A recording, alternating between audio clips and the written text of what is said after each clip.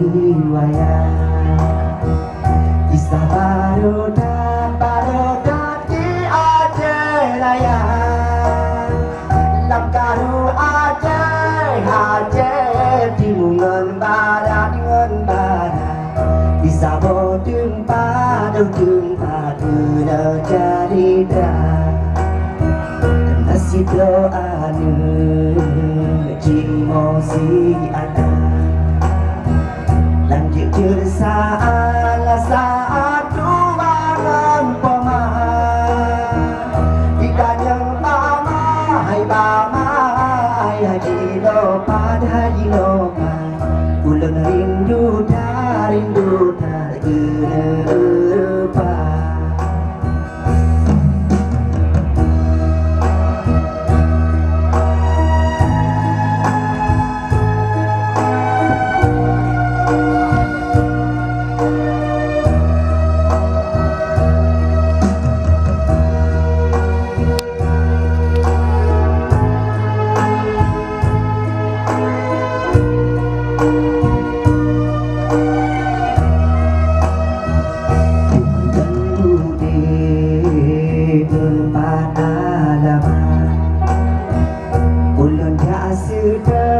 sedot awak teraya yang kau meninggai empat kejiran ulun jasi lon baca doa putih tipu dan di ayah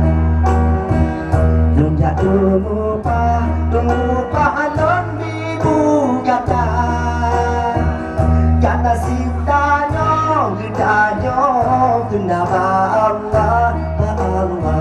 ada di susah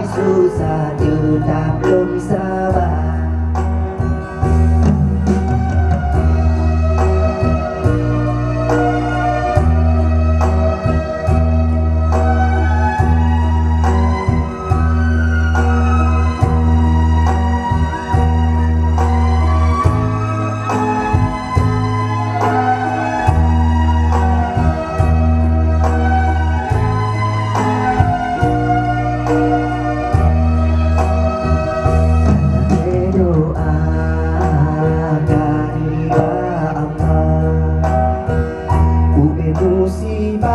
musibah berlaku dekat Aceh